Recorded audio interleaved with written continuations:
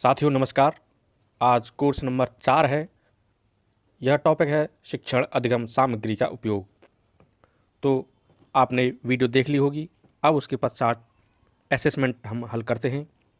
इसमें पहला प्रश्न है, कौन सी शिक्षण अधिगम सामग्री श्रव्य दृश्य सामग्री नहीं है? नाटक, कंप्यूटर, टेलीविज़न, टेप रिकॉर्डर। तो इसका सही आंसर होगा टेप रिकॉर्डर। इस एरो से आगे बढ़ते हैं। अगला प्रश्न है, शिक्षण अधिगम सामग्री का उद्देश्य है। आप एक से अधिक विकल्प चुन सकते हैं। ए, रटने की प्रवृत्ति को कम करना। बी, कक्षा शिक्षण को रोचक व सहज बनाना। सी, अर्थपूर्ण युक्त अनुभव की प्राप्ति करना। और डी है शिक्षण अधिगम प्रक्रिया को शीघ्रता से पूर्ण करने में सहायक। तो आप यहाँ देख सकते हैं पहले 3 ऑप्शन सही हैं, ए, बी, सी। अगला प्रश्न है, नाटक अथवा अभिनय उदाहरण हैं दृश्य सामग्री का, श्रव्य सामग्री का, अप्रेक्षित सहायक सामग्री का या श्रव्य दृश्य सामग्री का। तो इसका सही आंसर होगा श्रव्य दृश्य सामग्री का। अगला प्रश्न, कौन सी शिक्षण अधिगम सामग्री श्रव्य उपकरण नहीं है? Gramophone, flash card, radio, tape recorder. तो इसका सही आंसर होगा फ्लैश कार्ड्स। अगला प्रश्न, कौन सा कथन शिक्षण अधिगम सामग्री से संबंधित विशेषताओं से भिन्न है? शिक्षण अधिगम सामग्री बच्चों के स्तर के अनुसार होनी चाहिए। बच्चों का सीखना सुगम, रोचक और स्थायी होता है। शिक्षण अधिगम सामग्री के निर्माण में अधिक धन और समय व्यय किया गया हो। शिक्षण अधिगम सामग्री प्रकरण को स्पष्ट करने में सहायक होती है। तो इसमें जो सही आंसर होगा वह शिक्षण अधिगम सामग्री के निर्माण में अधिक धन और समय व्यय किया गया हो।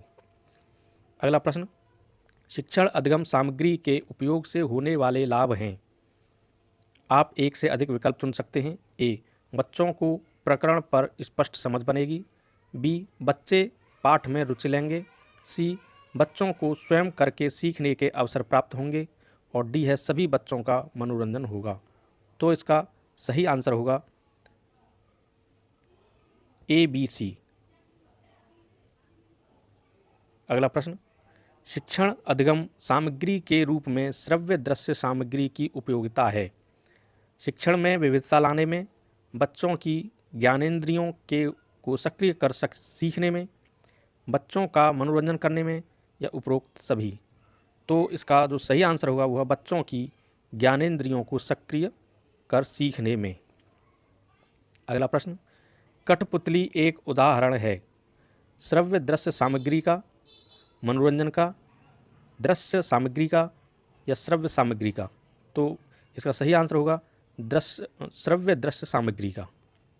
अगला प्रश्न, निम्नांकित में से कौन सी शिक्षण अधिगम सामग्री को कक्षा शिक्षण में अनेक रूपों में उपयोग किया जाता है? फ्लैश कार्ड्स, श्रव्य सामग्री, श्रव्य दृश्य सामग्री और प्रतिरूप यानी मॉडल। तो इसका सही आंसर होगा फ्लैश कार्ड्स। अगला प्रश्न है, ज्ञानेंद्रियों के अनुभव पर आधारित सर्वोत्तम शिक्षण अधिगम सामग्री कौन सी है? श्रव्य सामग्री, दृश्य सामग्री, श्रव्य दृश्य सामग्री या अप्रेक्षित सामग्री। तो इसका सही आंसर होगा श्रव्य दृश्य सामग्री। तो हमारा स्कोर 10 में से 10 सही है। साथियों, अगर आपको मेरी यह वीडियो अच्छी लगी तो लाइक करें, कमेंट्स करें और सब्सक्राइब करें। धन्यवाद।